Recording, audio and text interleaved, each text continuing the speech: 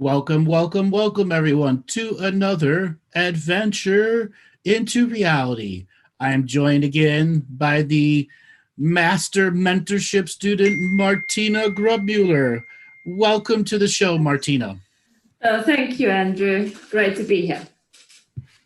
So, we are going to be discussing new things today. We want memories to stick inside you. Over the last couple shows, we've talked about what makes a teaching, what sticks. So, we're going to start out the show by asking people to pick up a pen or pencil or your computer and take a few notes. We are going to be giving you homework once again. Martina, what does the summer solstice mean to you as somebody that's been practicing spirituality for a long time? To be honest, before I started working with your material, I have never done particularly, any ceremonial setups or anything on solstice time. Maybe a meditation, Kundalini or something. That has now changed. So I really work myself towards, I give myself little practice towards the solstice, maybe sending future treatments to myself, what I want to be, what do I want to create. And then obviously there's a multitude of tools that are available that that anyone can start using to actually do a little ceremony. And it doesn't have to be a huge fire. If you can make a fire, then it's obviously a great thing, but it doesn't have to be that way. As you began to practice the material more and more, what did you discover that these rituals and ceremonies did for you?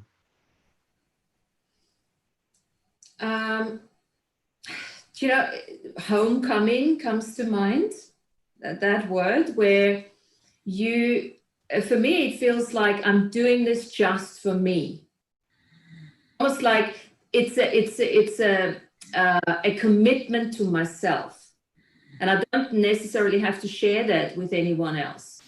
It's really committing to myself, working with all the different selves, with my multidimensional self. And let's break that word commitment down, because it's such a huge part of the discipline of discovering the daily practice, its great benefits. So commitment is an interesting word for me. I've been looking at that word for many, many years, and I do remember it came up in the relationship, because when I had my relationship with my partner, we were together now for 22 years. We never got married, and we have been very often been judged for commitment issues, and it has never been, I never understood that. That was the beginning for me looking at commitment.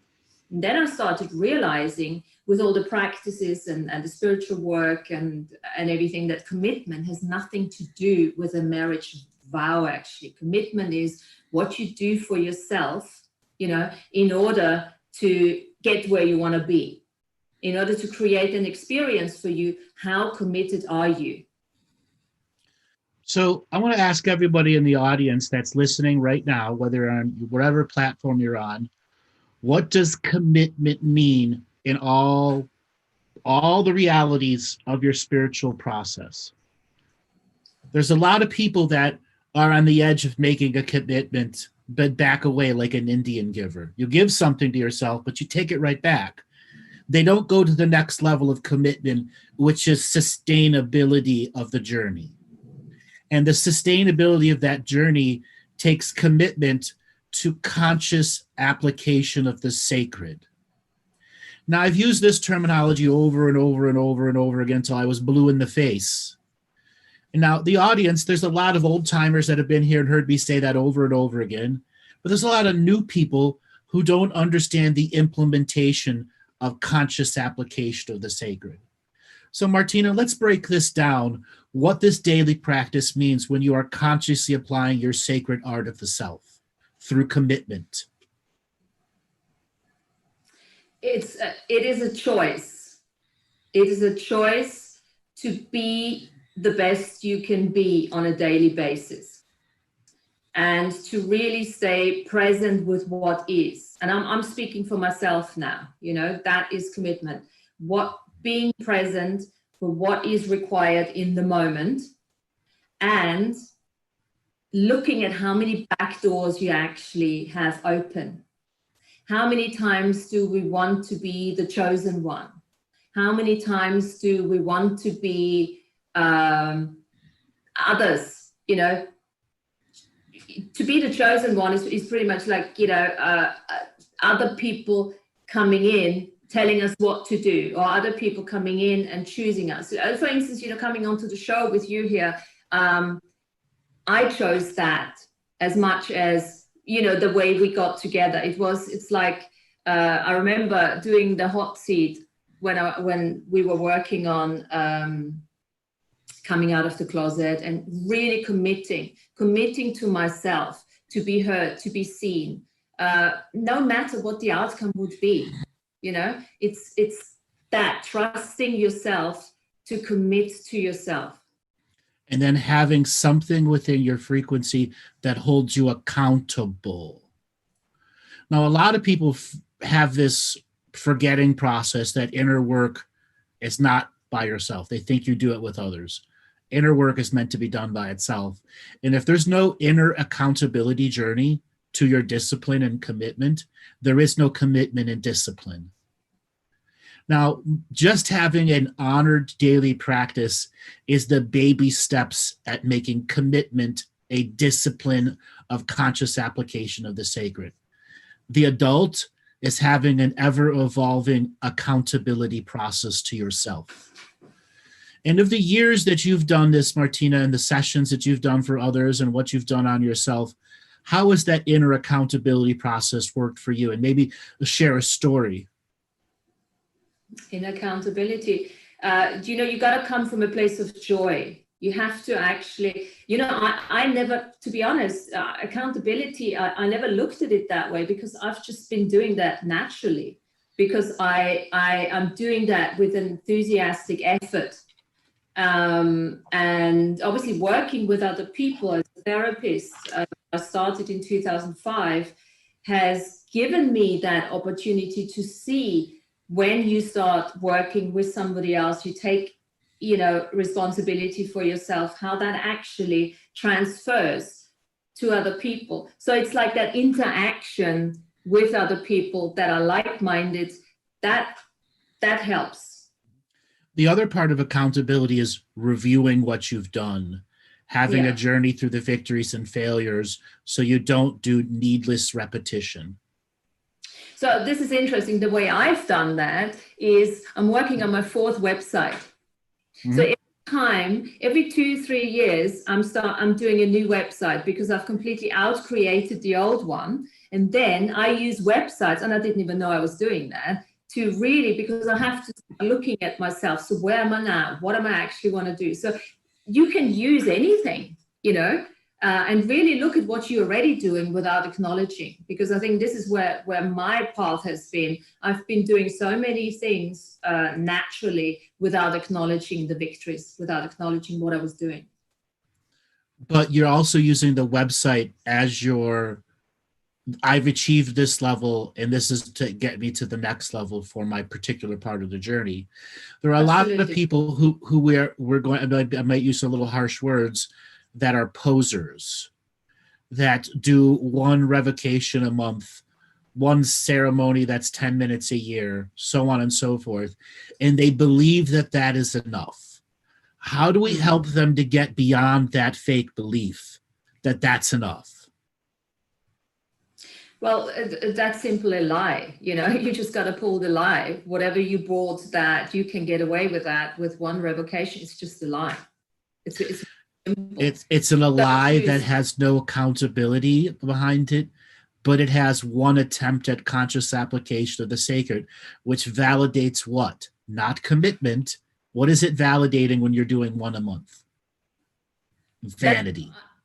Yeah, well, and that's what I call having your back doors open. Somebody is going to come in and rescue you and tells you what to do. And that is not what's going to happen. If you want to become a sovereign master, living. If you wish, then you have to start taking responsibility, and that's part of it. And you know what? And I mean, that is not an easy thing to do. I don't know how many back doors I used to have open until you finally start closing them. And that comes through the emotional mastery, the self-healing, and the self-nurturing.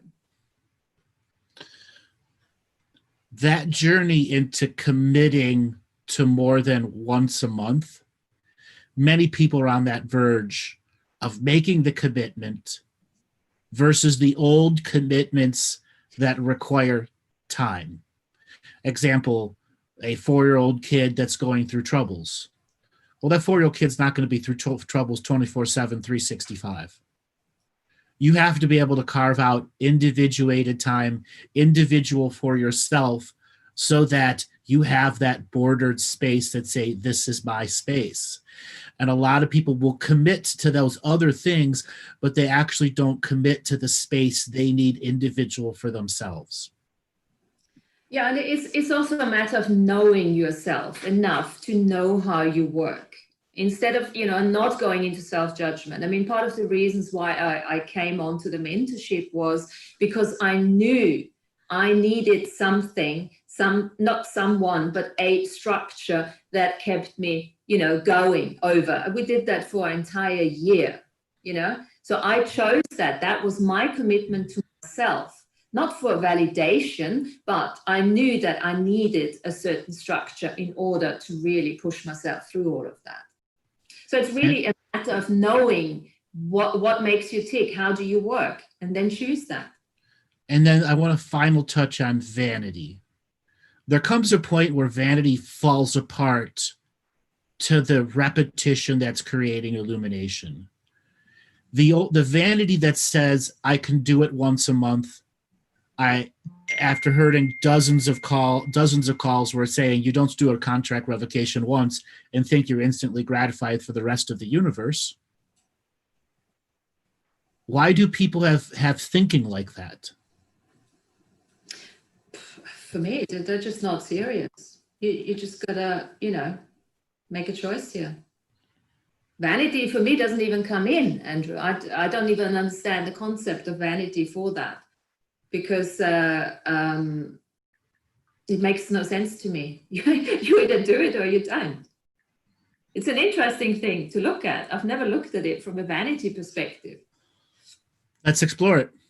Yeah. It's a big teaching for a lot of people who are trying to cross over the hump and get out of vanity into actualization of themselves. So how is that going to work? What you're saying is it makes them feel good if they do a revocation? I think that's it? Yeah, pretty much. And then they can say that they've done a revocation or something? Mm-hmm. Or share it with a friend. That defines them as spiritual for that moment. That's interesting. It's a red badge of vanity courage. Uh-huh. Okay. So let me ask the audience here to add their point of view on vanity too.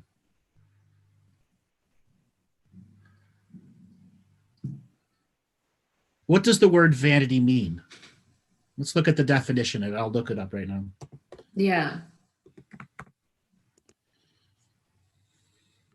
To be vain, yeah. So looking good on the outside to someone, to something, yeah.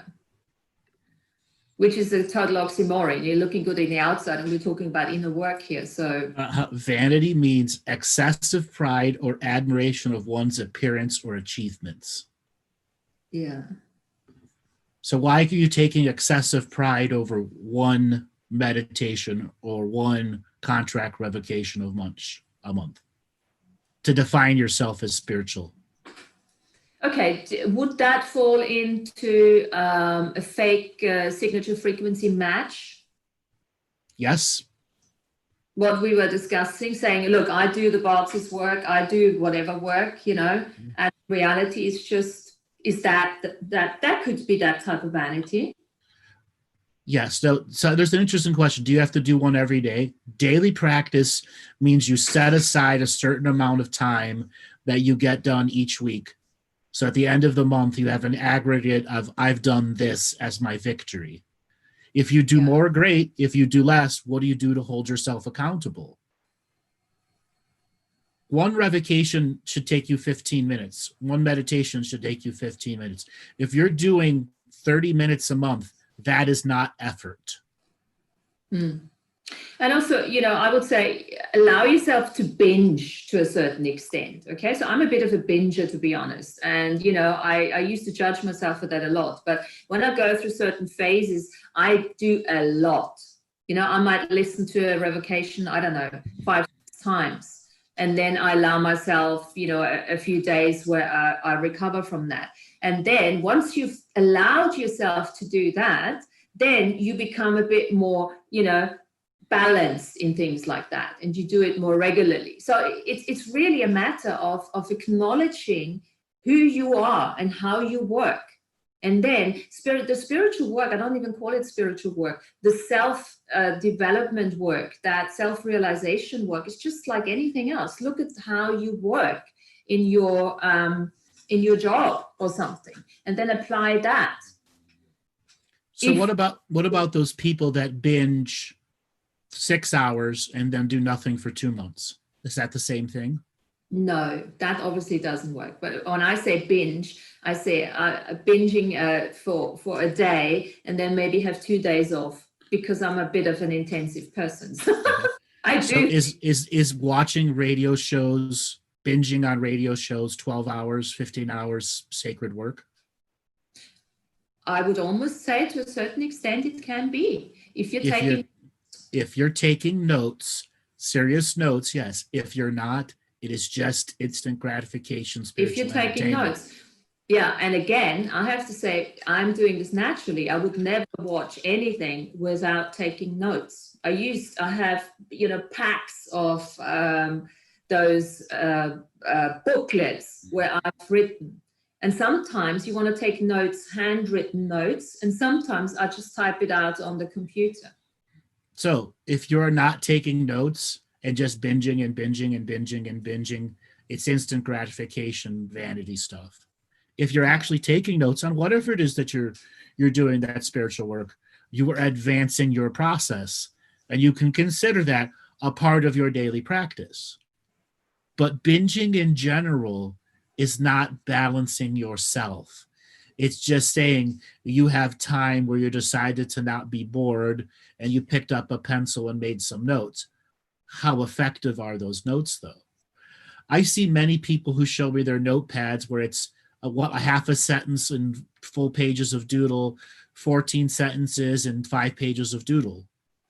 What are you note taking in your doodling versus what the sentences that you write down? Yeah. Well, to give you an example, the shows that we've done so far, I actually go the next day and I transcribe the shows. And what do you get out of transcription? Because I tell people all the time, if you are truly looking for the AA stick and the stickers and the extra credit, transcribe a show. It's invaluable. And even, because there's so many things that when you transcribe them, you start cognitizing them, you bring them from that light memory into your, chemical memory almost, it's incredible. And then also I've printed them out now, these notes, and I got them in the morning when I wake up. It's almost like I look at them. Mm-hmm. I call that binging. Okay. I call that refreshing the energy so that you can download more of it. Okay, so maybe I'm not a binger then. No, you're not binging, because your daily practice is taking the cognition and getting more cognition and more cognition and more cognition out of it.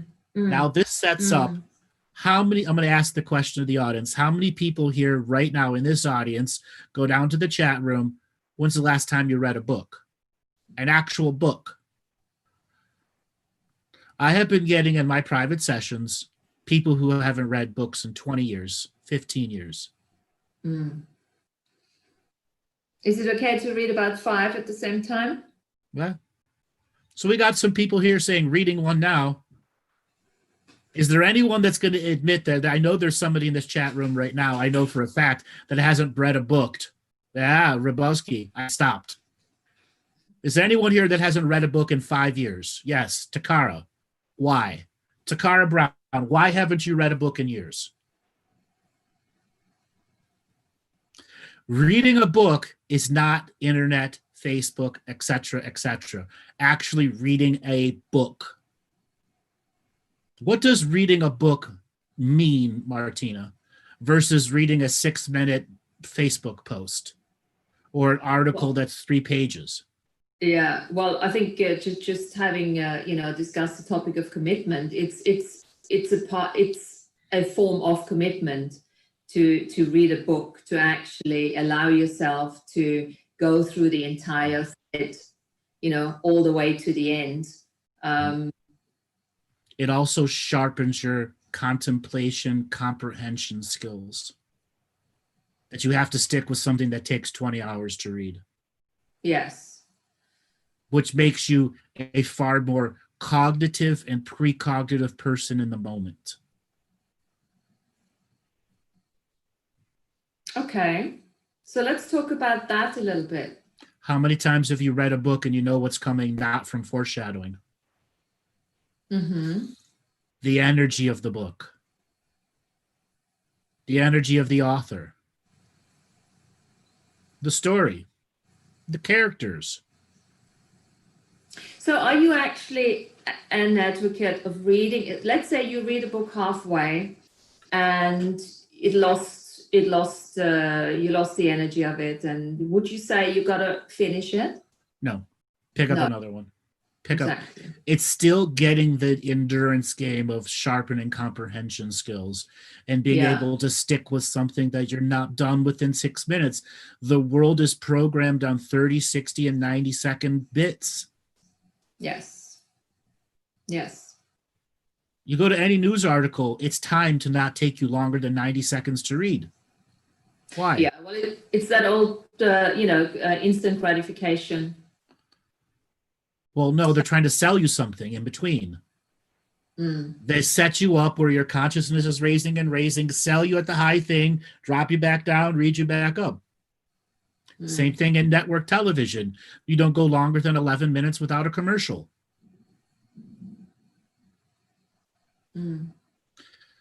Okay. Because if you were to stay focused without commercials, what would happen? We would begin to expect good writing and not get away with laugh tracks that don't actually have laughing moments in them. Yeah. Now, the other thing about reading, let's say a spiritual book like Dancing the Dream by Jamie Sams. I've recommended this book over and over again. How many people have read that book here in the chat room?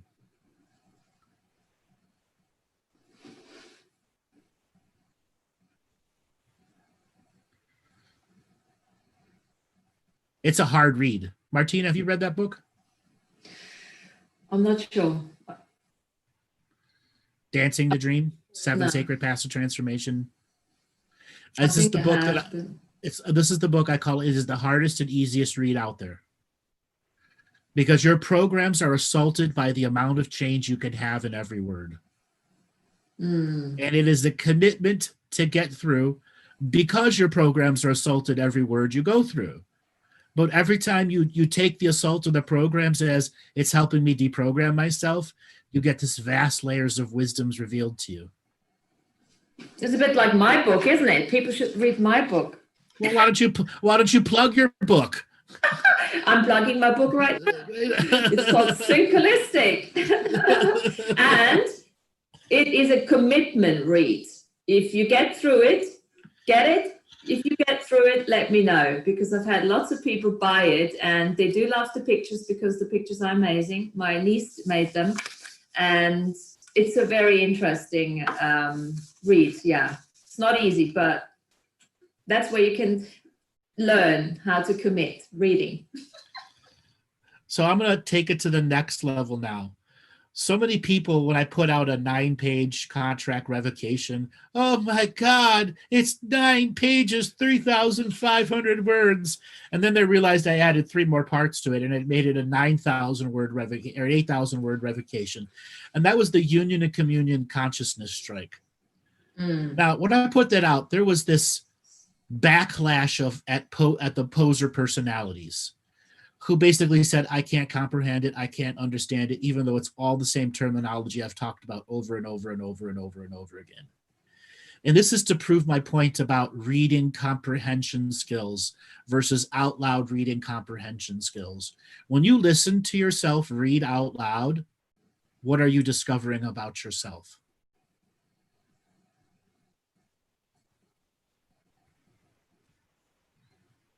That was a good question, obviously, to me, yeah.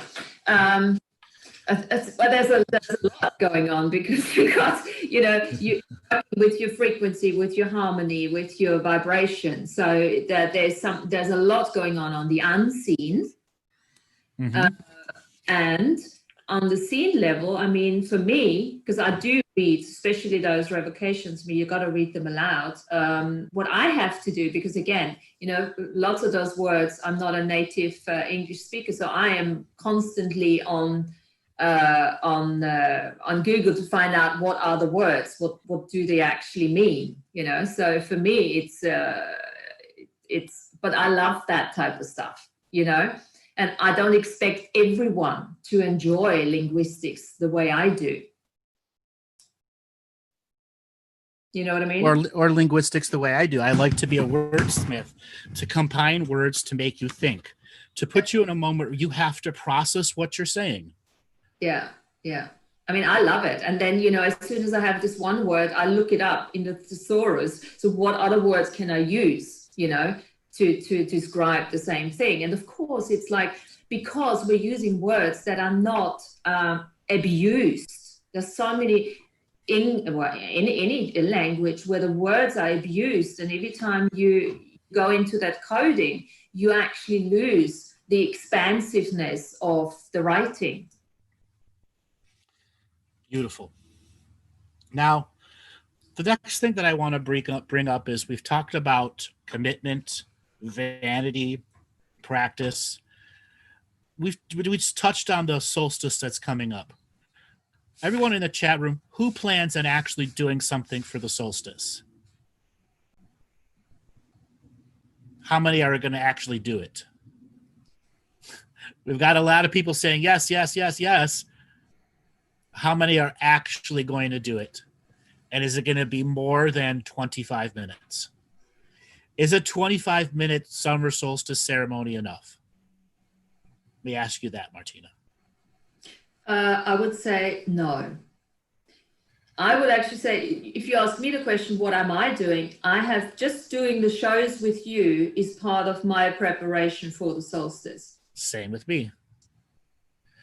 Now, recently I've been asked to do another summer solstice show, and I don't want to. I want this to be my summer solstice for me. Mm-hmm. So why do I need to broadcast every summer solstice and say the same thing over and over and over and over and over again? Don't you have one in your library for people to Three. Well, here you go. But they're addicted to the live solstice because it replaces theirs. Yes. Oh, yeah. That's that open back door. Yeah? Right. That's that open back door. Let somebody else do it for me. I even pay for it, but I don't want to take responsibility. I don't want to make that enthusiastic effort to do it for myself. And to be honest, I absolutely know what that is like. I have done that a lot for myself until I finally started to close those back doors. So ask yourself, anybody ask yourself that question, how many back doors do you have open not to commit to your spiritual practice? Pow. Yeah. That's an Austrian right hook. And it's a pain in the ass question because it's a tough one, because you really got to start looking at yourself. I've hated that question from the very beginning, and I had to ask myself over, and I still ask myself, because as soon as you reach the one level of consciousness, if you wish, awareness, the next one is already calling you in. And if you're always having back doors open, what does that really mean about your spiritual practice? It's hollow. And you know what's interesting? I remember going networking years ago when I walked into the room, I always made sure I sat close to the exit, because I knew when I had enough, I needed to get out. Mm-hmm. You were giving your programs authority to take authority. Exactly. So what I would suggest is, if that rings a bell for you, that you could have a couple of back doors, but actually look, how does it manifest in the physical reality here? How do you actually, when you interact with people, you know? And then, because sometimes people go, I don't know, I don't have a back door open. Well, maybe you do, and you don't even know it. Maybe they don't have a back door, but they have a cat door, which is the same thing. Cat flap. Yes. In and out. Exactly. You've got a secondary entrance that's not your primary. Okay. And that's that easy get out mode. That's my plan B if I don't feel the zone. Yes. That's the judgment, guys. That's when the going gets tough. You got to get out of here. Oh, this is not for me, and la la la. Oh, I've been there. Mm-hmm. Well, it's judgment. We were talking about judgment, and there is time for judgment outside of consciousness, but I'm talking about judgment that is limiting your choices.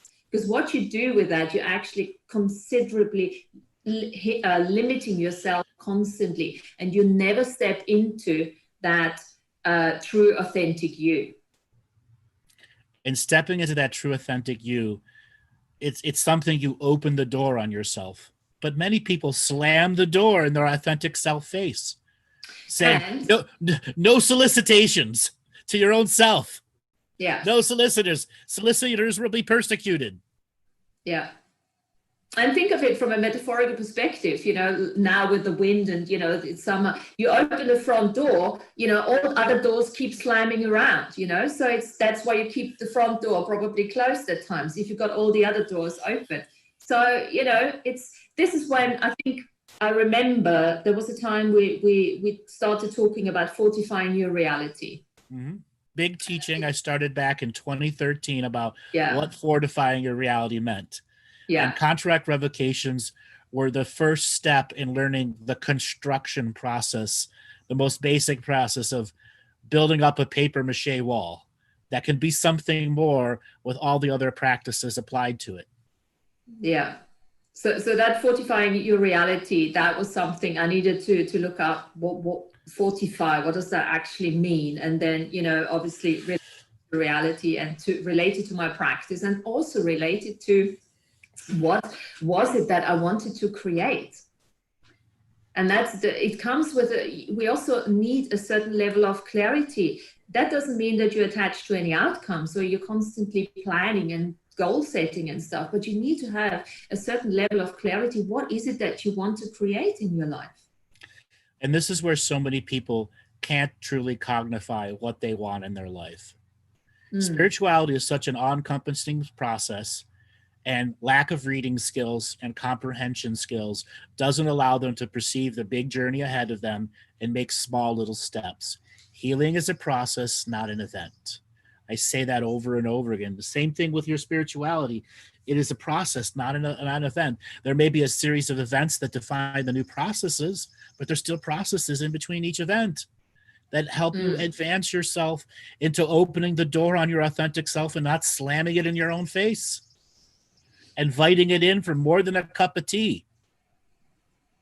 And those processes are facilitated through choices. Lots and lots of different choices. Like we said, what is consciousness? It's choice. Constantly choosing. And also coming out of the definition, what is a decision? You know, so many people get hung up. Oh, I've decided to do that. And all of a sudden there's no energy. I don't enjoy it anymore, but now I'm stuck with it. Well, what if that is the biggest lie that you've ever bought? You're not stuck with anything. You know, you just choose something different. You change, you know, and that's, you adapt. Yeah, there's a lot of people in the chat room, you know, talking about, you know, they can't have fires where they're at. Adapt. Be a modern shaman. There's so many techniques you can use that aren't fire, but can still create the very similar energies. I say all the time, put a pot of water on your stove and get it to boil. That's steam. That's smoke. There's plenty of alchemical processes you can do with just that. Make an ancestral soup. Candles. I have always said that candles generally aren't enough until you get like 25 or 30 candles.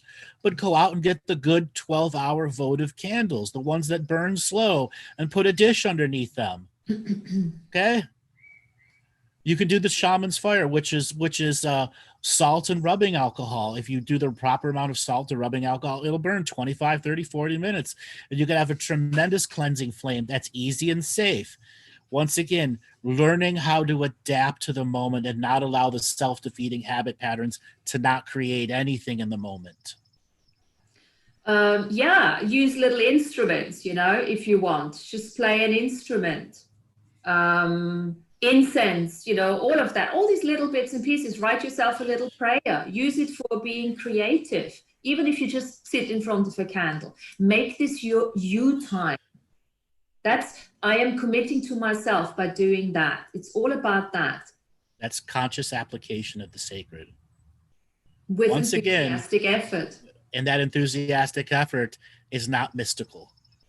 No, it's not mystical. You know, this is the thing. When I working with you, I've taken all the mystical out, to be honest. Taken spirituality out of it all. And then what really started to happen was the mystical, the magic became a result of doing the very hands-on commitment work. Mm-hmm. And that hands-on commitment work is the byproduct is the magic of life. That's it. This is the magic. If you're starting to commit to yourself and actually do what you say you're going to do without all this vanity business and things like that, then the true magic comes in. That's when you're, pre-cox, post-cognitive workforce, all the agents starting to work, all the synchronicities starting to happen, and you start functioning from that celestial medium. That journey into being a celestial medium, so many people, they want it at the very beginning of their experience, and they try to force it and force it and force it, which can create all sorts of issues on the spiritual path. What advice do you have to people to stop forcing experiences? Take out the spirituality. Take out all the old paradigm of what spirituality supposedly is. That's what I started doing. I've never called myself spiritual. I've never really, not even before I met you, done a lot of that spirit, but it can be so misleading you in the wrong direction, because it's the embodiment. We're talking about embodied spirituality. This is what the true magic brings. Not that floating out of your body. I think the biggest realization for me was that how little time we spend in our bodies when we go into this spirituality bullshit that's got nothing to do with what we're actually trying to achieve here. I always say to people, if you're breathing, you're spiritual. And then you take it from there. Because just having a body, having chosen to be in this reality on this planet Earth, you know, this is what spirituality is all about, making the most out of this. How do you up your level of responsibility? Well, that's a very individual, I think, question. It's different for all of us. And I think it's one of those things where you've got to ask yourself again, what is it that you want to create? You know, like, and then that will determine how much effort, how much enthusiastic effort you've got to put into that. And I always look at, by clearing all your programs and by letting go of all your limitations and everything that is holding you back, you automatically start to actually bring your responsibility closer to the level of your awareness. Do we struggle with getting overwhelmed? Yes, I think we all do. And this is why, you know, breaking it down, we talked about this, I think, in the other shows, where it's like you kind of come back into the present moment, and you just ask yourself, what is required right now? What can I choose right now? And not be attached to the outcome. I think the overwhelm very much comes in when we're starting to be too attached to an outcome, to a specific outcome. This is where we really start to limit ourselves and go into judgment.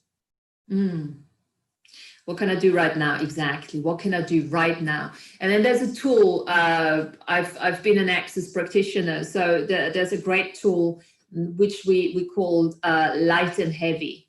So when you're choosing something and it feels really light and it feels really joyful, then carry on choosing that, choosing the next level of that. When it starts, sometimes, you start feeling heavy, then there might be an indication that this is not for you to choose right now.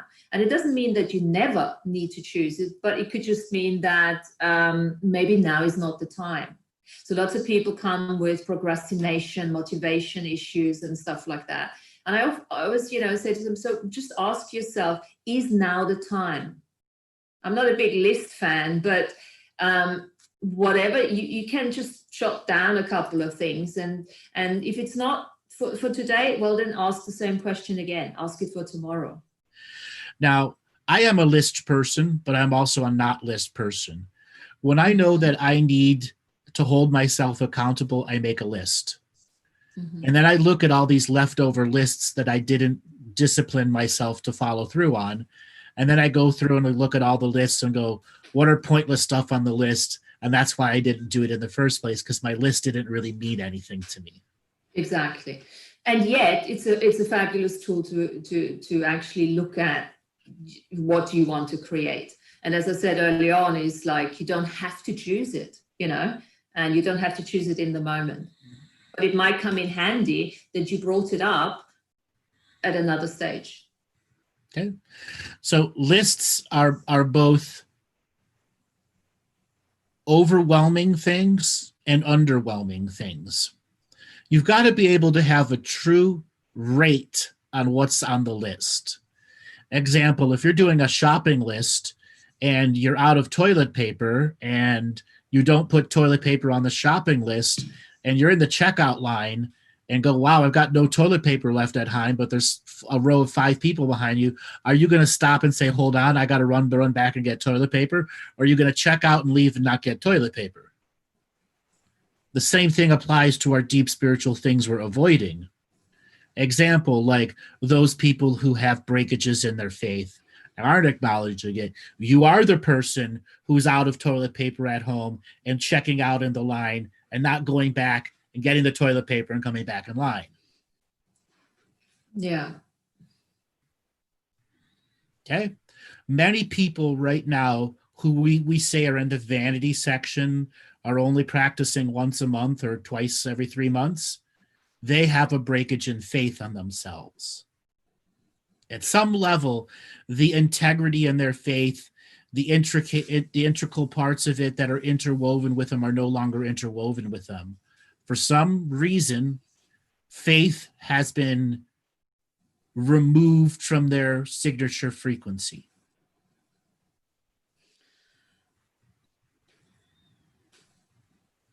Okay, is that because of the programming they're running? Most of the time it is, but other time it's because they just stopped advancing themselves. Yeah. And a lot of times the programs are what do that. The programs are trying to create a homeostasis state of not changing. Yeah. So, okay, I want to ask you a question here, because on the last Zoom, you were saying that we were talking about celestial medium, okay? The simultaneous living, simultaneous the I am, the finite, and the infinite I am. So we're taking the celestial code from the source, we're bringing it into the bodies, we're processing it there, manifesting, responding to that coding, and then we're going to let it go again. Okay? That's the way you described it. And you said that twice, that it's quite important to not maintain that celestial coding, that information in the body. Okay? So what I figured with that is, this is how we sometimes create unconsciousness, because we're receiving information, we are responding to it, and then we're retaining that information that can create unconsciousness instead of letting it go again. And that could be part of us creating those limitations. Can you say a little bit about that? So the journey into accepting higher frequency, higher density information is to bring it in the body, to unpack and uncode it. And once you've unpacked and uncoded it, you have the data at your density frequency level. You then take the packed information, pack it back up, and give it back out the crown chakra to the original source, which is the frequency pattern of the universe that's around us. You are in a DNA instrument of experience that is here now. You're not up there. It will create distortion within you if you hold on to it. There are a lot of channelers that start out great, but end up corrupted because they don't let go of the information. They hoard it. They hoard it, they retain it, which then creates distortions or unconsciousness, if you wish, in the bodies, right? As well as possession, because that information is manifested here in the now, and there are external sources who want to possess the body that is hoarding that. That is a treasure hoard of packed data in which they will dissolve the information into energy itself and feed on the energy of the treasure, not the information. Exactly. Now, could you say something a little bit more in terms of how much is that a conscious effort to let that information go? It's 100% conscious effort. You so actually what have does that to go actually? Yeah. You actually have to go through the process of, I'm packing this information back up, knowing full well that I cannot hold on to it. That's two sets of choices. And then releasing it back to the universe, third choice. There's three choices to that process that confirms and affirms and reminds why you can't hold on to it. Okay, so that would be a different energy to the programs that we're running. Right. The programs don't understand the damage of the information or the lure and attraction factor of the external sources who will come and abuse it. So I actually think this is a really important point to mention here, you know, because we're doing all of that, I think, so much in unconsciousness, or at least I have, to a certain extent. To an extent, but when you're dealing with really advanced subject matters and you're truly on the edge of the unknown, you've got to let yourself process. Like there was a mentorship call we had a couple weeks back where I had to remind you, you have to learn it first before you can immediately reteach it. That is a program a lot of people have. They try to learn it and teach it at the same time to others. Absolutely. You can't do that. And remember I said is once you've done it, the first draft, second draft, third draft, then you can shortcut with linguistics. Yeah. So this is where, you know, think of all of you guys who are running those teacher programs. Yeah. And I come from a teacher soul family. So all my guys in my family are teachers.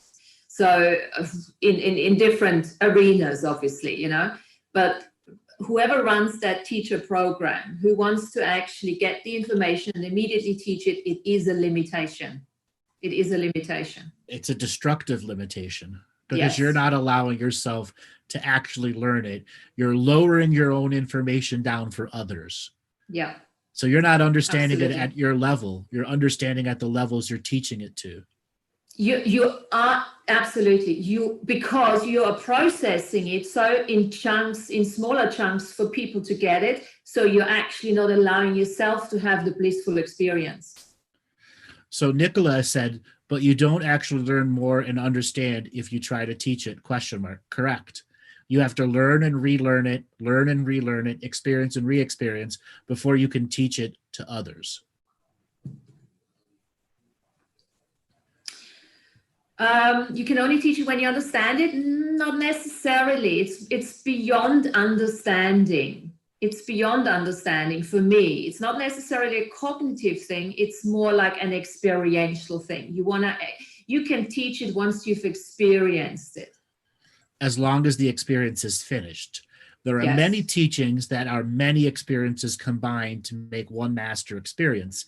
And this is where the teacher souls get caught over and over again. The experience isn't done. This is where the teacher limits, that's at least that's for me, that's my experience, where the teacher limits him or herself by doing that in order to prepare it bit by bit for whoever wants to get it. So Latoya asks, what do you do when your teacher is running the loop? Stop it. Recognize it in the moment. Why do you have to teach now? Is it an addiction? In most scenarios, it's an addiction to reteach something immediately to others. There's a need to be heard. The need to be heard, yes. Yeah, a need to be needed.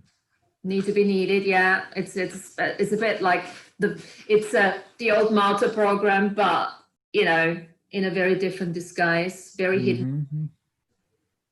Yes, guilty. The need to be needed is taking high frequency and immediately saying, I'm emulating it, I'm emanating it by reteaching the exact words, but you are not emanating it. You are emulating a frequency that is far lower, and the teachings have far less meaning behind them. And Cardaniel, it's not teaching the unteachable. The unteachable is teachable all the time. It's you processing it into a teaching. Yeah. That has a lesson plan. And it takes us back to commitment to yourself. That was my back door that I had still open. That was the back door that obviously, might open again and again and again, but at least now I'm aware of it. And that's why I've been very grateful having these conversations with you, because I am not preparing for that. And, if I make an ass out of myself, well, that's okay. I'm going to the edge of the unknowingness to just have a conversation with you here, to actually teach myself to stay out of this teacher. I don't have to come across as the all-knowing. And it requires you to step out of your ego as well. And to allow yourself to fail. Am I allowing myself to fail? Yeah. Nobody wants. Facebook makes it very easy for people to become instantaneous reteachers. I'm going to share this great information, but I've never processed it. And most of the time, they don't even read the whole damn post. Yes. Guilty too. Okay. What is the mechanics of social media reshare without reading actually doing to people who are doing it on a mass scale? It's a watering down of their own knowingness. It's being a poser at the highest level. That's the vanity again. Okay. I never, as you see, I don't. Yeah. Okay. I get. It's now. Vanity at the highest levels. It is when the ego, the vanity, and the shadow have a triumvirate of I own you. Okay.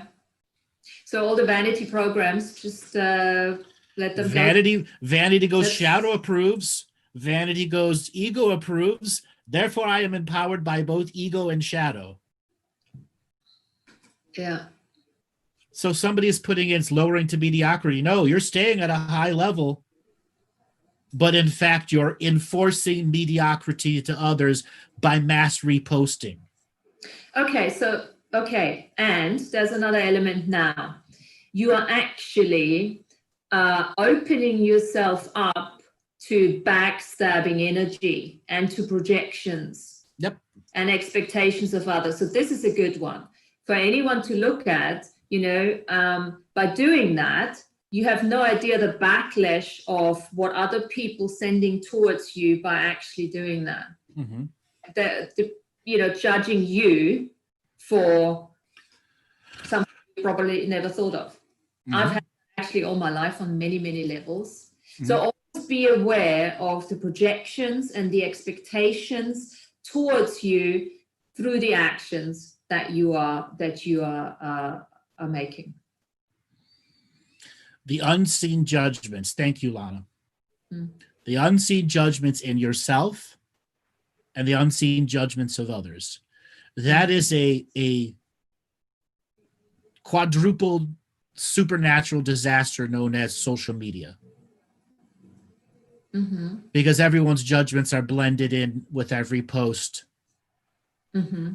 Example, I haven't been on Facebook in probably 9 or 10 months, and I finally went back on because it was far too toxic for me to be on. The amount of people demanding free sessions, just ridiculously, no boundaries whatsoever. No boundaries whatsoever. You know, and spirituality is all about boundaries. So how do spiritual people operate on social media effectively? Well, that leads us into boundaries of sovereignty boundaries, which is part of the fortifying your reality. You have to have your sovereign boundaries set, and you have to know what they are. Right. And when one responds back to a person, or example, I came back to Facebook and I immediately had to kick a person off my page because all they were doing was advertising their own crap on my page. Your right to give your free speech ends when you come to my wall. And you got to say that to yourself, everyone that's out there. Whatever rights for somebody else's free speech ends when they leave their personal Facebook page and goes to others. Which is what creates the charge and polarity from social media sharing that we are holding on to. I look at the Facebook servers, the YouTube servers, and I see, like I said, a supernatural toxic disaster zone. And I mean supernatural toxic disaster zone. And the people that work at those places, is there anyone here right now that works at YouTube or Facebook or is affiliated with any of that? I know there's a couple people listening that are, but they're not going to admit it. Anyways, you live in a you live in a toxic waste zone. Okay. So, having said that, those are great tools, though, if you do have a business and if you do have a message that you want to share. So what can we do in order to work with it, like you do too, not get affected? Not allowing the charge and polarity to be stored inside you. That is what the social media engines are trying to do. They're an engine of looking for tacit consent to store charge and polarity in you. And you got to go, no, with such enforced rules, policies, and procedures about your borders that go, no, you're not allowed to have access through this. Just because you post a crappy ass comment about me or you're doing this and I delete you and then you're accusing me of shadow banning you. No, I'm removing you because you're being a negative personality on my page. Next. You're irrelevant to my greater growth. So that's called discernment, knowing when and who and how and all of that. Okay. So Paul has said Mr. Floyd is a prime example. Yes and no. My rules, borders, policies, and procedures says there are certain subject matter that you need to share charge and polarity with, a part of the ever-evolving times. And racism worldwide is one of those subject matters that needs to be broken down because the old guard is challenging, saying, I'm going to jump generations and be the new guard again. And will the current generations tell no to the old guard? And then when the troll energy comes, you recognize what it is and don't store that troll's energy. No, you're irrelevant to my greater growth. But you also don't see me say sign petitions, don't do that, because that's engaging in the dirtiest trenches of stuff. So sacred neutral perspective there, unlimited point of view, and at the same time using your sovereignty, your boundaries for discernment. I also maintain my business space to be my business space, but my spirit is business and the business, the spirit works through me. meaning my business must adapt to the will of spirit that's working through us all. And social media is a barometer for the very negative.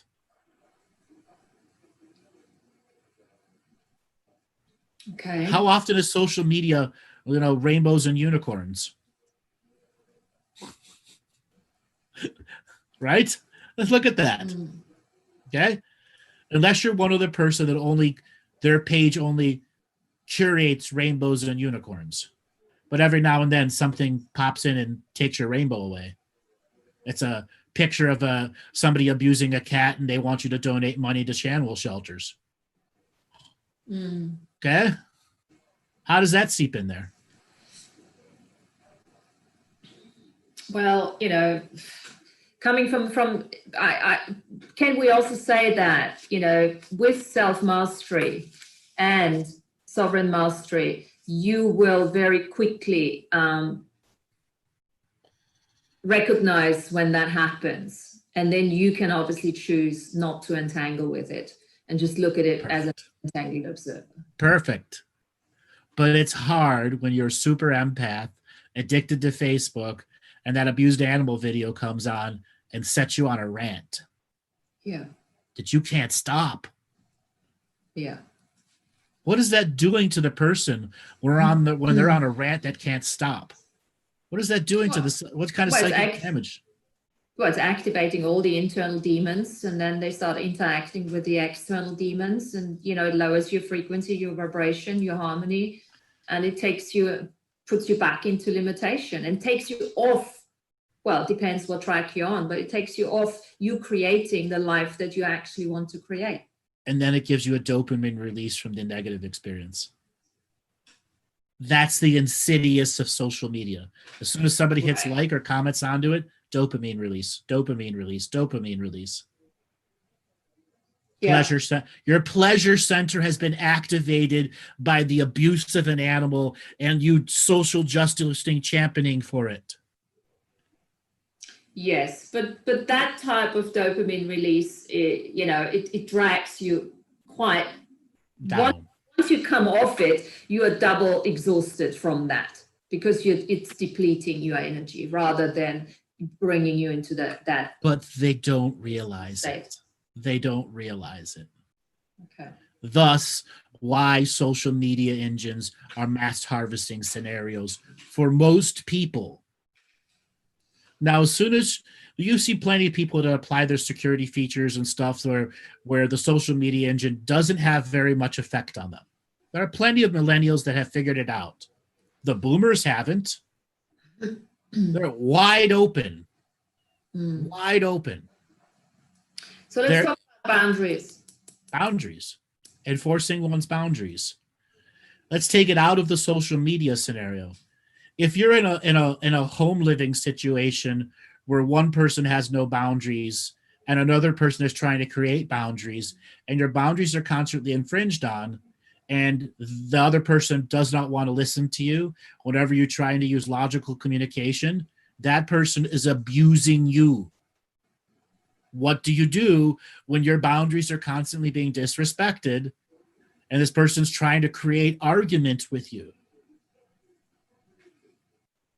You have to learn to flip the frequencies on them and saying, every time you violate my boundary, let's say you didn't do your dishes or you left your laundry in the dryer for 4 days and you didn't respect somebody else, or whatever the scenario is, where you expect somebody's expecting somebody else to do all their work for them.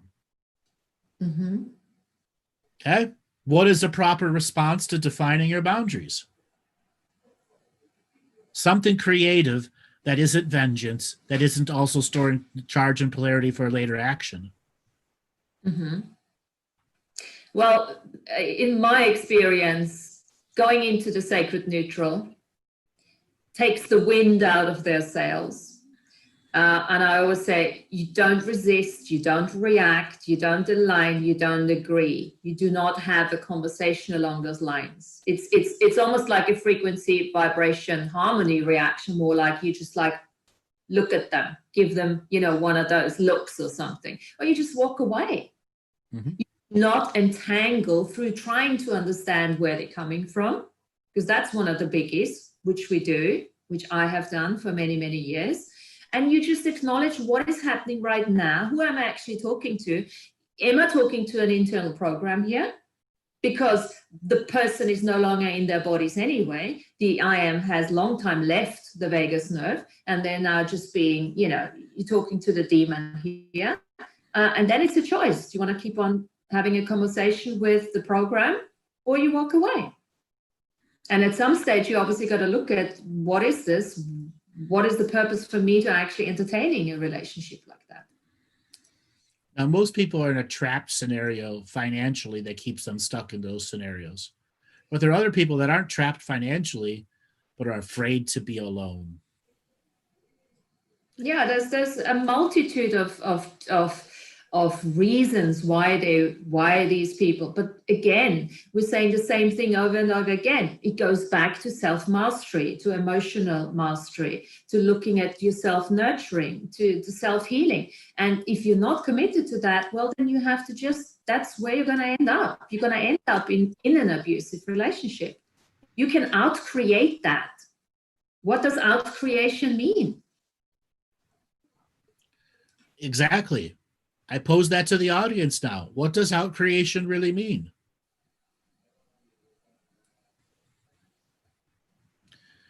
The next journey here is, you guys have to take this to the next level. Those that are listening live right now, those that are listening as a future audience coming in, what does that mean? One aspect is, you got to make them irrelevant to your greater growth, which means you have mastered the capacity to not hold their charge and polarity and to argue with their debating programs. Okay, so here's the question for what you just said, what Andrew just said. Here's the question. Very simple question. Am I willing to lose that person? Could be the mom, could be the dad, could be the husband, could be the daughter, the cat, it doesn't matter. Ask yourself the question, am I willing to lose that person? That doesn't mean that you have to kill them or run them over or anything, but you have to energetically disengage, make them irrelevant to the level of being willing to lose them out of your life energetically. And as you energetically do that, that's when this irrelevance comes in. And what does that mean again? You have to commit to yourself. Why are people not willing to lose others? Because they're too dependent on them. Or have a codependent relationship. Exactly. Now, it's fair to say that the majority of people that aren't applying themselves to conscious application of the sacred, that aren't doing their daily practice, are in a codependent relationship where one of the other sides doesn't approve of spirituality. Now, the other side of that is they're not in any relationship at all, but they're codependent on themselves to agree that they can do it. And oftentimes, as soon as there's one dissenting internal self, nothing gets done. Yeah, and I'd actually like to add to that is they are not in a relationship with themselves at all. Because if they would be in a relationship with themselves, there would be no need for a codependent relationship. That's right. And the out-creation of that is once you start having a relationship with yourself. And the way I worked through this was I looked at my male and I looked at my female, left side, right side of the body. I did a lot of work with male, female. And then, realizing, that how underdeveloped was the female, how overdeveloped was the male, or the other way around. So there's masses of things out there you can do to get that male-female balance right. Mm-hmm. And then start having that relationship with yourself, and then everything else becomes a co-creation, our choice. So when people are stuck in these situations, circumstance is what erodes faith and eventually breaks it down. Circumstance you can get out of at any time from any of the topics we just talked about. Circumstance does not rule your environment. You allow it to rule. Yeah. Okay? Yeah. If you're having troubles with family members, you can go on that journey of the self, make them irrelevant to your greater growth, do your daily practice, and not allow any of their projections to affect you. But because you already have so much stored charge and polarity for this debate and argument from 1985 and this fight from 1974 and this particular, family argument at Thanksgiving in 1999, you have all these situations that have stacked charge and polarity from so many arguments and debates that never went through the forgiving process. So if you have issues with a family member and you're stuck with them right now and the circumstances running you, start with the forgiveness and letting go of the charge and polarity so you can be on that path to making them irrelevant to your greater growth. Because if you don't have the charge and polarity, there is no match for the continuing debates and arguments. Exactly. That's out creation, really, as far as I'm concerned. It's strategical out creation. Spiritual, strategy to change your signature frequency or to, really step into your signature frequency so that others don't stick. They just can't stick.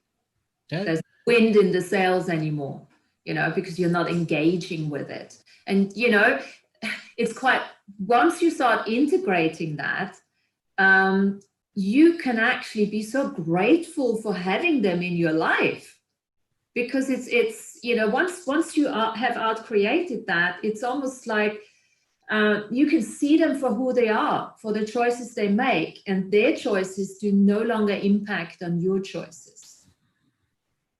Okay. So somebody put up a really good one. What about Trump? What about him? Does Trump permeate your reality 24/7, 365 because he's the president? No. Propaganda and global narrative wants you to tacitly accept that into him into your reality and all of the subject matters of debate he represents. That's the nature of the global narrative. You could replace Trump with any other personality and it'd be the same thing. Anyone that's being projected at you, you can say no to and make them irrelevant to your greater growth. Yep. So many people are caught in the hypercharge and hyperbole and hyper rhetoric of politics. And that's an example of distorted high frequency weaponry. They are weapons at that level. And how is that? How can politics be a backdoor? It doesn't need to be a backdoor. It will attack your boundaries, look for a weakness, and make a breach and a beachhead into you. Yeah, okay. So what I was trying to say was that if you're using it as a backdoor, it will have a hold on you. It's saying, oh, I cannot be who I am. I cannot be happy with that because Trump is doing what he's doing. But it's not a back door. It's a front door because you're constantly letting the information get fed with new charge and polarity from watching the news sources. Yes. Now, if it comes in a back door, let's say you've blocked it all out and all of a sudden something comes up that's political that reactivates it in you. It's just saying you still have stored charge and polarity deep in your inner core, which made the activation very high frequency, which distorts your boundaries once again. Yeah. And maybe we can say something on this, reaction, because what I've been finding is that sometimes intensity is required in order to deal with something. So very often, people, when you're dealing with demons, internal demons and programs, there has to be a certain intensity that you have to match. That doesn't mean that you have to stay there. So, it's for people who feel that they're judging themselves because they're still having like an intense reaction. That doesn't mean it's how long you're staying in there. That journey into staying present through an extended debate, and I'll use this as an example: Thanksgiving Day dinner or Christmas Day dinner, and you have the person that constantly only wants to talk about politics, and it doesn't matter what country you're in. Everyone has the family member that does that. they're trying to rule a conversation instead of truly learning about other people. Okay. Yeah. And if you react to them and you show charge and polarity, you show your other side, you're choosing a side. And I've said, once you chose a side that isn't yours, you've already lost the game. So when you have a family member that's trying to do that, or you're that family member, I guarantee there's somebody that's that family member listening right now, you are forcing them, you're forcing yourself to be relevant to their reality. That's stepping on their journey.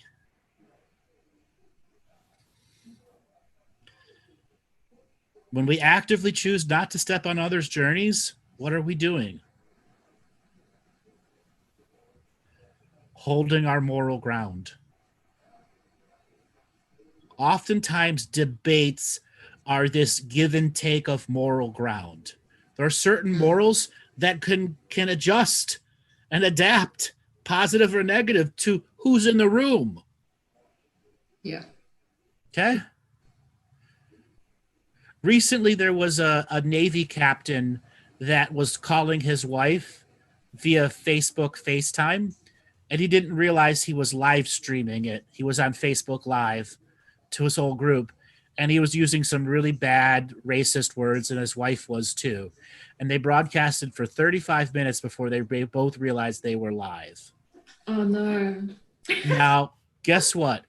When you are in the home and you are venting between two adult people, that doesn't make them racist. It makes them venters. Mm-hmm. Okay? That happens between couples all the time. Couples say the worst shit to each other and about others. Why? Because it helps them get rid of the charge and polarity. Exactly. That's what when I say intensity. Yes. Of that charge and polarity. This is why the F word sometimes comes in so handy, isn't it? Yeah. Get rid of, yeah. That's why I use it on the show all the time, even if it doesn't monetize every fucking show. Boop, demonetized. And to be honest, I used to work in the oil industry for almost 20 years, and it was a survival tool for me. I didn't know that at the time. What I actually did at the time to really disperse all this charge and polarity constantly by using the F word. Mm-hmm. Yeah. And then it integrates into your everyday personality, and you come across somebody who's offended by one word like shit. Oh my God, my ears are burning through hell because you said shit followed by fuck. Yeah. And also, because it's not my native language, so I think it was so much easier for me to get away with it too, Yes, but you Austrians have your own poetry of swearing too. Every culture does. Jawohl. Jawohl.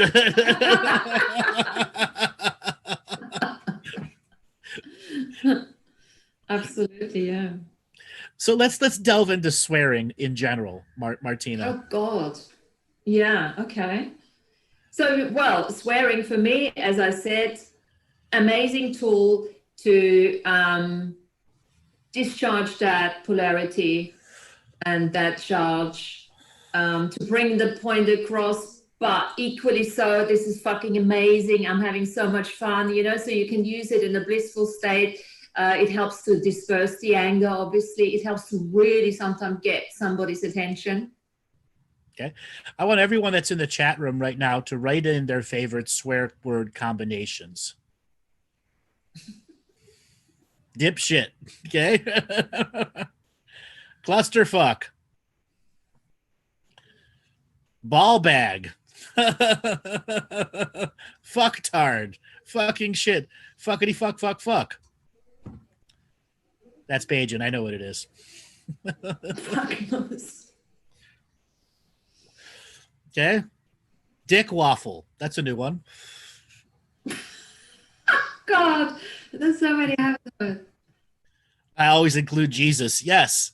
Many Mediterranean cultures have an affinity with Jesus and the Virgin Mary in various sexual positions. To the point when you actually translate it, you're like, what the hell are they doing? Poor Virgin Mary and Jesus. Okay.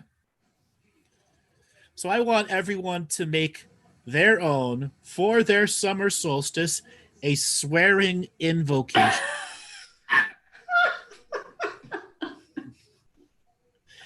Okay. Embodied spirituality.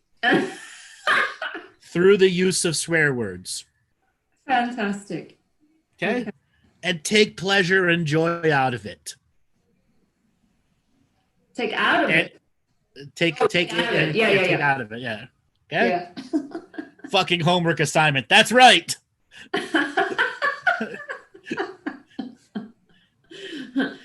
But maybe you want to do this the ceremony by yourself, not really invite all your spiritual friends, because it might go down the wrong way. How is it going to be? I, in this ever-present fucking moment of the now, choose to shit all over my reality that's negative,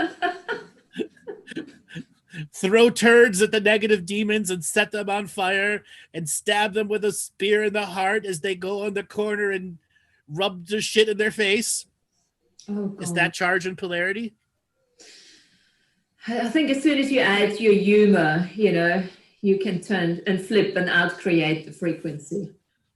Exactly. That's why the lines are so blurred with choice. Yes. Well, yeah. Depends how you define choice again. It's one of those things. For me, choice is it allows me to be and do whatever I need to be and do. But then that requires trust and no hesitation and doubt and no judgment. Right. So Martina, you want to take some callers? Yeah, let's take some callers. Yeah. Okay. So any of you that have not been listening for the last hour and 24 minutes and suddenly come on, and they're taking calls and you want to hear your galactic history, fuck off. And no fucking stories, please. Right. And if you're just going to babble for the first couple minutes, we're going to hang up on you. Ha. Say who's lowering their hands now?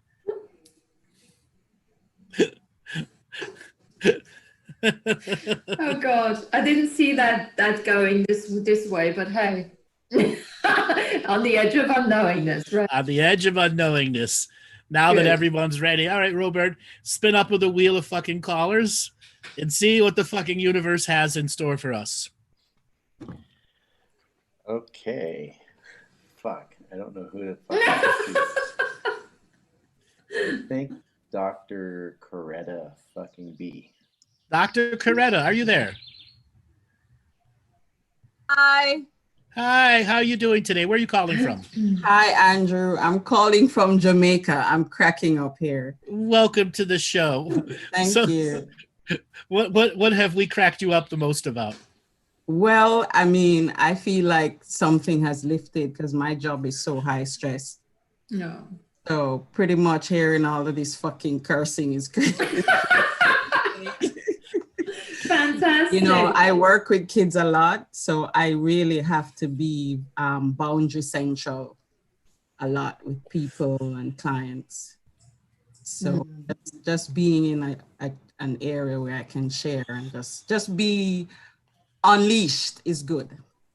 Good word. So Yes. Let's unleash your consciousness. And what question do you have for us? Wow. For me, I think it's mainly maintenance, Andrew. I've been listening to your programs a while. I've been following probably for the past 2 years.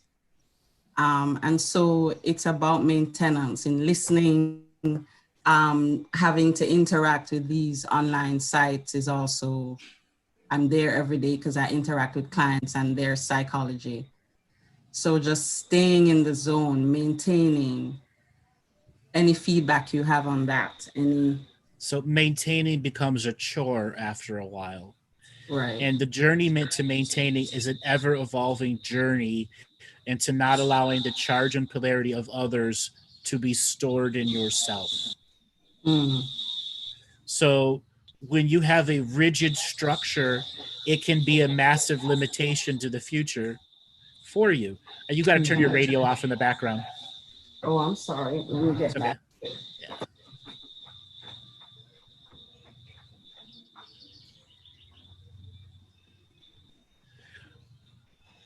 that ultimate journey of not over control, the ultimate journey of not over controlling your reality. Mm-hmm. Because you work with children and you work with professionals, you have to have a different set of boundaries for each one. And you've got to shift from one set of boundaries to another set of boundaries on a regular basis every day. And sometimes these boundaries get blurred. Therefore, cold. Yes, this is where you have to look at the boundary itself and write it down and ask the boundary as an aspect of yourself. Say, boundary that I've created as an aspect of myself. What is your purpose and what limitations are you creating that I am allowing? And you must do this on a regular basis. Example, ask right now to yourself, the aspect of yourself that deals with children and your boundaries. What are your limitations? Boundary that is the aspect of myself. What are your limitations on me now? And what do you get from your boundary when dealing with children? I think when I think about that, it's a space that just allows a particular type of freedom. In interaction, if you think about a tree, it's easier to prune the tree and interact with it when it's younger. And so then with the conceived issues. What is the limitation of that boundary? I can go so far and no more. There's a point at which I have to write. Because they are that young, I cannot use the fullness of my genius. Right. That is a limitation. And by acknowledging it alone, you have changed the parameters of the boundary to allow more of your genius in at unique moments with unique situations. Right. This child is far more advanced than a 9-year-old. Therefore, I need my full educated self to deal with this one child in this one situation, and my boundary will no longer limit me. Yes, I find that happens sometimes, but rarely. And there's a switch that goes on because the child might ask a question, or just how they're interacting is such an adult level in terms of they're interacting. It forces me to step out of that limitation. Correct. Now, another side of when you regularly look at your boundaries and ask what the limitations are, you then say, what are the advantages? You start with the limitation, and then you go, what are the advantages to this boundary dealing with children? I'm writing. I have to remember. Remember. So now let's switch. When you're in a professional adult setting, what are your boundaries limiting you with your professional adult setting? What are their limitations? Limitations of consciousness, socialization. Fear of judgment. Yes. Expectation, the same pair judgment, expectations in how you should and shouldn't behave. Flexibility of decisions. So for example, if the difference between really helping somebody to resolve as opposed to having to operate within the strictures of what you do, but then it might mean coming out of those strictures to really help somebody on a full scale in a holistic way. And so that's a constant navigation. Okay. So I want to bring Martina in here to add more to what we just talked about. Sure, thank you. Yeah, my experience with that has always been, working with children in particular, has always been in getting out of that control space, because I look at everything as a bit of a judgment there, and go to allowance. And actually, one of the best tools, and I've said that before, is really when you work with children, is actually asking them, treating them almost like as an adult, treating them for whatever they present themselves at, and bring them back into their knowingness and give the responsibility back to them. by asking them a question. When you get stuck with anyone, be this now a child, but children are even faster, and you just ask them a question that allows them to step back into their knowingness, totally empowers them, and it takes you out of controlling everything. Right, right. And you know, as teachers, as educators, I always look at myself as a facilitator more than a teacher, because we all have to make our own choices and take responsibility for the change. That's comes from a healing perspective. You know, as a healer, I facilitate the healing depending on the level of allowance and awareness and responsibility taking of the client. Always coming from that, you're not really needing to control anything. You just really give the power back to the child. Okay, yes, agreed. I do try to practice that, but then I have to navigate between adults to leaders, and so it's almost like a forgetting that happens because I have to respond. Yes. Another thing, we were talking about boundaries there. Another thing I always do is be on a daily basis, when you're finished with your day, before you go to bed, all the decisions and judgment conclusions that you've made throughout the day, just destroy them, let them go, so that next day when you come back in, you're almost starting from scratch again. Right, right. So the programming is all gone. And then you can go straight into that. Okay, so where we are today, what is happening today? That's very much taking you back into the frequency, the vibration, and the harmony, and taking you out of chemical sort of processing of emotions. Right. I find that I'm more effective in that zone. Yes. That journey to what Martina said, something very important. That journey into destroying and uncreating the boundaries and their limitations each and every day is an advanced level, as an advanced part of self-practice, self-healing, self-nurturing, conscious application of the sacred.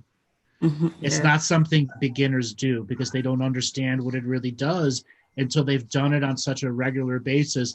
They realize how much they can transform and transmute their reality by constantly uncreating and destroying those preconceived debts and judgments of debts.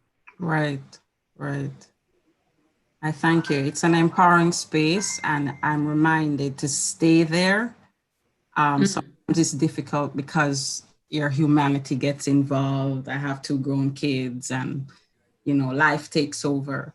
But I find that I'm most effective in that space. And if I'm in session with anybody, I have to be in that space. It's very important. It's almost like I have to be opaque and transparent because the information has to flow through, so it flows back to them and help them. So what if you don't have to? What if that is your state of beingness? Yeah? What if that's who you are? What if you could just take the have to out? What if there's no should and have to? That's just who you actually are, aren't you? I think that's my biggest challenge right now, because I flow in so many roles and I have to interface with these spaces daily. So that's why it's very, very freeing to just listen and be here. I want you to know you're already a professional at being yourself. Yes. Thank you. Remind yourself of that every day. You don't need to put effort in to making yourself who you are. You're already doing it every day. Yeah. And it might be a very good idea for you to follow Martina's words there and not have to be that person. You already are. You are already worthy of it. You already followed through and done the big work to get to where you're at. Right. You don't need the alter ego to turn on to do sessions. Right. I had to learn that a long time ago, to not allow the skill to be me. I am the skill. It was a byproduct of who I am. The same with you. Yes. That resonates deeply. Okay. Thanks a lot for calling in. You were a very, very good caller. All right, Robert, let's spin up the wheel of fucking callers and see who the universe has for us fucking next. All righty. The next effing caller is Karen. Karen, where the fuck are you from? I am in fucking Cape Town. You're from fucking Cape Town. Welcome to the show. Thank you. You're welcome. Yeah. What are you getting out of this? What are you getting out of today's show so far? Well, what am I getting out of it? I'm just having fun right now, and I'm really enjoying being able to swear. It's good. Cool. So what's your fucking question? Yeah, let's get to it. So about the solstices and Cape Town specifically, I've traveled the world and I've lived in various countries, and I don't know whether it is, I'm not originally from Cape Town. I've only been here for a couple of years, and I don't know if it's just me changing or whether it's really the city, but this is really the harshest energies I've ever encountered in my life. And the question is really for the solstice, which energies should I be working with? Because I try to look it up on the internet, and some people say that the south is more the fire energy and others say it's more the water energy. So which one, and what do I do, and what's the deal with Cape? So first thing first, you don't have to choose anyone else's choices. You could make it your own. You are that unlimited of a being that it doesn't have to be anyone else's predefined definition for any form of what your solstice is going to mean for you. It can just be about you remembering who you are and the victories that you've had, and that's enough.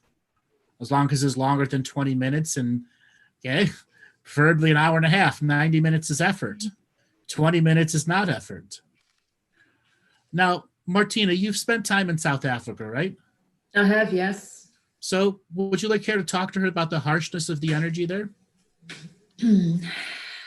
Well, I've left in 2002. I lived there, Karen, for 3 years, and my daughter was born in South Africa. And I went Cape Town or yes, South Africa? Okay. In Cape Town, yes. I worked for Engine. It's very different there. Yeah, very different. Now I worked for Engine for the oil company down there, and you know, that was like in '98, which is only 4 years after the finish of the apartheid, really, right? And I was really impressed and amazed, not necessarily seeing much of the division, you know. Maybe I was just ignorant. I don't know. That's very true about Cape Town. And I was really, really amazed how quickly they had turned it around. Now, we were talking about, you know, reading a book completely early on, you know, not just taking bits and pieces out of it. And I think what you're seeing probably now is that all that old residual energy that has never been really dealt with is now coming through.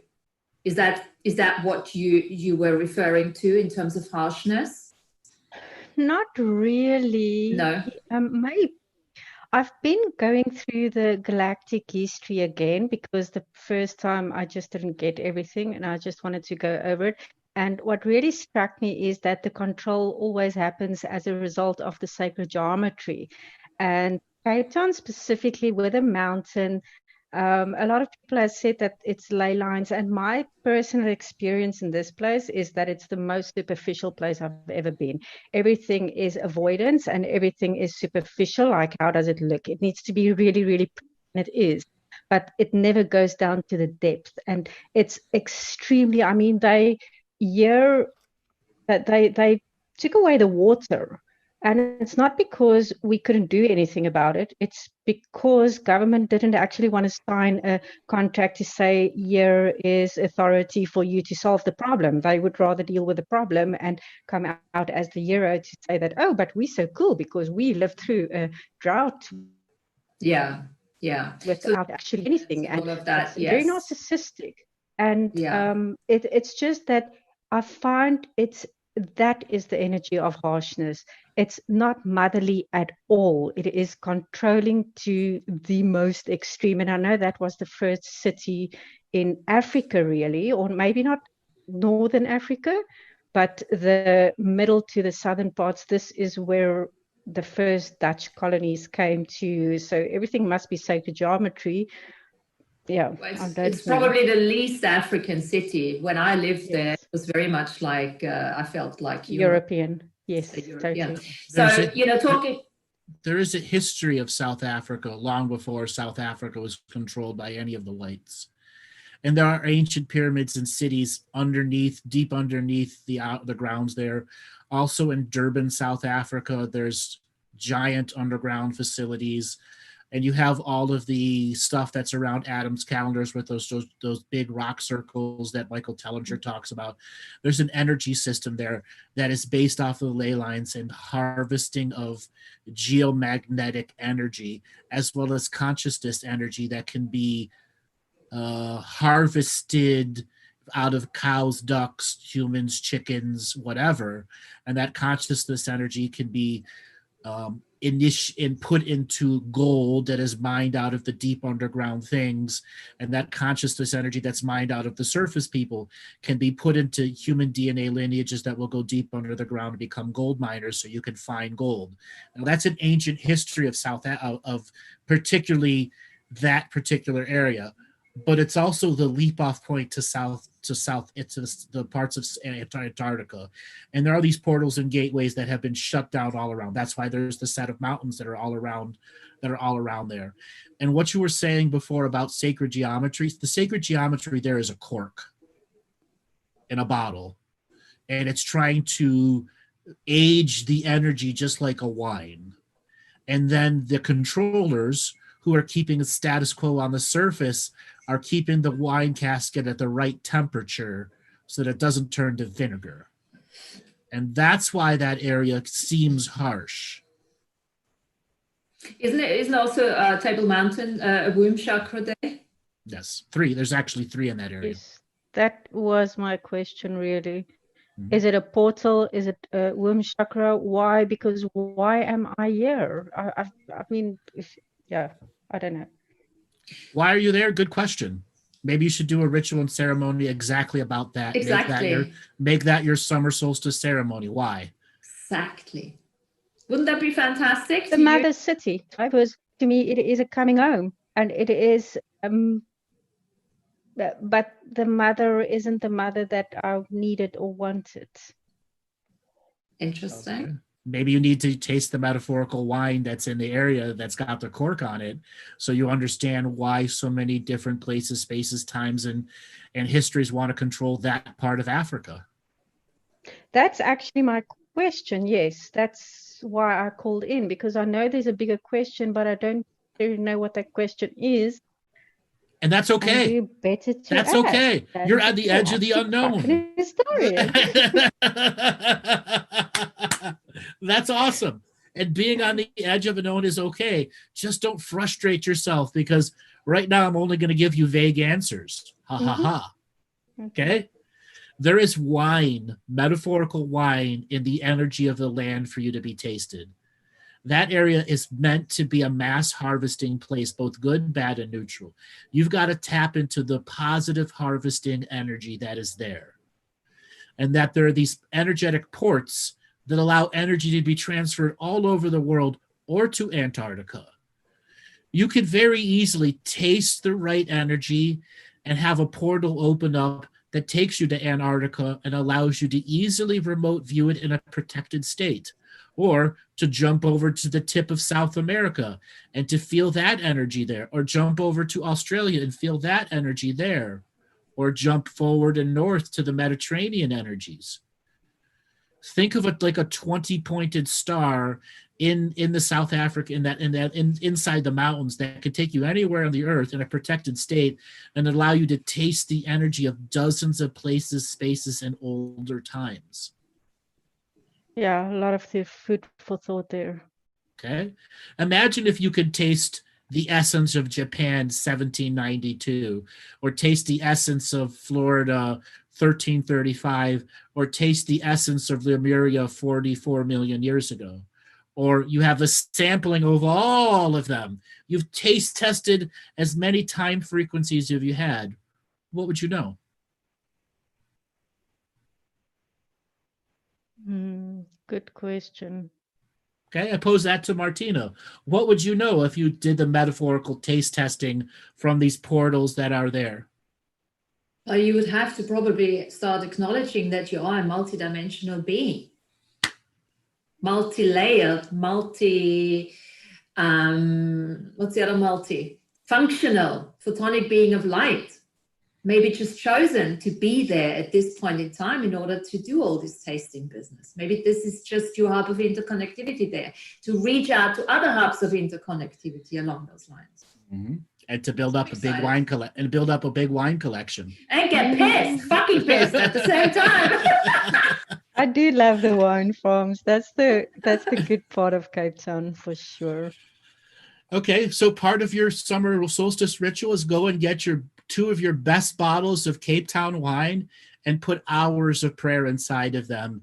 And you're going to use that alcohol that has prayers in it over a period of 5 days, because the 17th to the 23rd.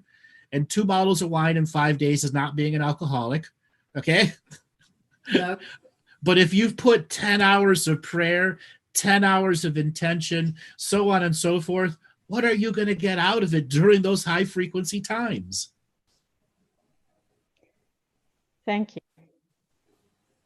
Your ritual can be that simple. Okay? Yes. If you can't have a fire, it's okay. Go to the ocean. Bring some glasses with you. Do candles in the house. Improvise. Because the essence is in what? The prayers you've done ahead of time. Yeah, I guess the question is, what should my intention be? Yes, so I've got a lot of thinking to do and a lot of well. Thanks a lot for calling in. You've been a special caller for a lot of people. And when you get a chance, call back in and tell us about your wine tasting tour. I will do so. You're welcome. Thank you. All right, Robert, let's spin up the wheel of fucking callers and see who is fucking next. All righty. The next person is Dami John and Barbara. Donnie, John, Barbara, are you fucking there? Hold on. They don't have an unmute button. Darn it. Never mind. Okay, I'll go to Shelly's iPhone. Shelly's iPhone, are you there? Oh, yes. Where are you fucking calling from? It's fucking Salem, New Hampshire. Salem, fucking New Hampshire. Welcome to the show. What are you getting from these last 3 shows that we've done? Well, there's a lot more I have to learn, that's for sure. I guess what I really wanted to know is, we were talking about Trump earlier, and so I guess he was sort of, I don't know if it's a mirror or not a mirror. However he attacked women, that's how I was, as a woman, that's how I was attacked. Mm-hmm. So I had wicked issues about Trump, but is it really his issues or is it my issues? It's yours. It's mine. All right. Yes, he's just triggering you. Yeah. And you're allowing it because you're still dealing with the traumas. Yeah. Oh, yeah. All right. That's true. All right. And then let's see. Trump affects you more than just on the woman issues you have. He irks you. He really irks you. He really does. Because you are allowed it into your core. You've allowed the global narrative to influence you so much, you are enraged about him. All right. Martina, how do you deal with somebody who's accepted the global narrative to the level of enragement? I think what you just said was actually asking yourself the question, what is it actually? Is it him? Looking at that mirror, I know you're not a big fan of mirror principle, but I always find it quite useful to, what is he actually triggering you into, and then because that will, give you the level of why you've allowed him to really entangle with you that badly, Yeah.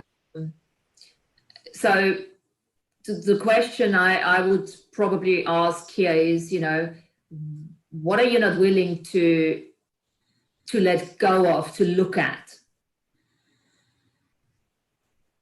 with regards to your just keep it open. What are you not willing to look at? When I ask that question, what comes up for you?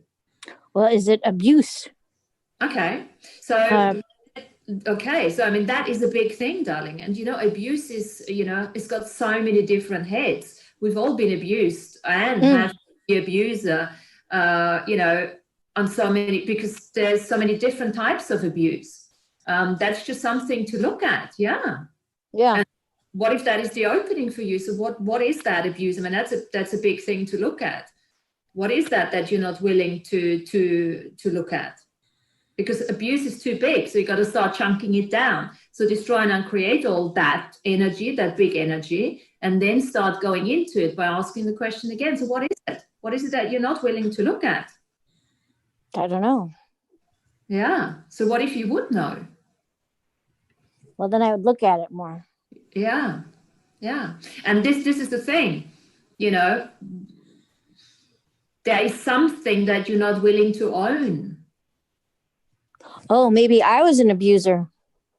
Oh, yeah. Well, look, we've all been there, Shelley. We've all been abusers in different lifetimes and everything. And, you know, so that's number one thing. Yeah. Everywhere you're judging yourself for having been an abuser in this lifetime, other lifetimes, dimension, and time streams, you need to let that go. Thank you. Yeah. And then start from there. What comes up once you let that go? It's like peeling the onion. Yeah. So what comes up? Well, abuse of myself, abuse of allowing people to abuse me, and not standing up for myself. Yeah. Yeah. So what would it take to not do that again? To not let that happen? What would it take? Put myself first. Yeah. And can you do that? Yes, I have no choice. Yeah. Well, you always have choice. And what if that is your choice to put yourself? Well, that is my choice, is to put myself first. Great. And what would that would open up so many more opportunities, possibilities for you to choose from, wouldn't it? Yeah. Exactly. Who gives a fucking shit about Trump? Not me. Right? Exactly. Couldn't care less about him. But thank you, Trump, for actually triggering that so that you could start owning your own shit. I love that. I've been working on that now since 2016. Well, there you go. And the journey has ended. Thank God. Who the hell wants him in my life? Oh my God. That's so fucking the what bomb. else is possible from there? That's the question. Good. I'm sorry, I missed the question. Free at last, free at last, free of Thank Trump. God I'm free at last. That's right. All right. No, that's really good. I like that. Thank you so much. No, you're welcome. So Orange Man irrelevant in your life. No longer Orange Man bad, Orange Man irrelevant. I can feel him just leaving out of my chest. That's getting rid of the global narrative demons. Oh, that's so good. That. So, but do yourself a favor here. As this is leaving out of your chest, why don't you just quickly now open up your crown chakra here and allow that golden light of the central sun to come into that body of yours so that you can actually, I wouldn't say you don't have to replace spaces, but it would be nice to just bring a little bit of that healing energy from the central sun into the chest. To really let go of all the residual stuff that used to be there for so long and now no longer is. And take a few, take a deep breath in all the way along the spine, along your vagus nerve, and then just exhale all the residual crap. Good. Cool. That's awesome. Thank you. You're welcome, Shelley. Appreciate it. All right, Shelley, thanks a lot for calling in. You were a good teacher for a lot of people there. All right, Martina, we are at the end of the show. And do you want to give people a way for them to get a hold of you and join your Wednesday group? Yes. So the website, my website is www.synchholistic.co.uk. And since I have mentioned the book, and we all need to read books, so my book is called Synchholistic. And you can find that on Amazon. So just type in my name and Think Holistic. And then we have the earthnouveau.com, which is our collective website with the mentorship friends that I have accumulated. And we're having our show tomorrow at 5 o'clock UK time. And we're going to talk about bodies, modalities, because we're all healers and therapists, and see how we can actually work from the outside in, because we spend so much time working the inside out. See what does actually touch and healing, hands-on healing can facilitate to work the other way around. And everyone, you know who I am. We will be back with new layers of information for you to think about, to process, and for you all to begin to do your fucking homework. Oh, yeah. Don't forget that. So what is your fucking homework? To make a swearing invocation to motivate your ass into doing something. And don't you fucking come back next time and haven't done your fucking homework, because otherwise I'm going to call you a fucking poser. Exactly. Fuck off. Exactly. Fuck off. Exactly. Namaste. Cheers, Abe. Thank you. Fucking namaste, yes. All right, Robert, take us away.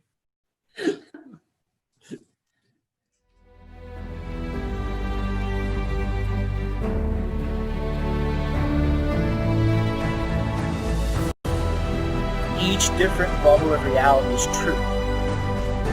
A galactic historian is a person that looks at all the lines of dramatic karma. Nudge, nudge. It's the holy grail.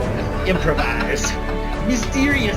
It's counter psychic intelligence. Why is DNA farming of this star cluster so important? Because we do manifest our reality. We do create our reality.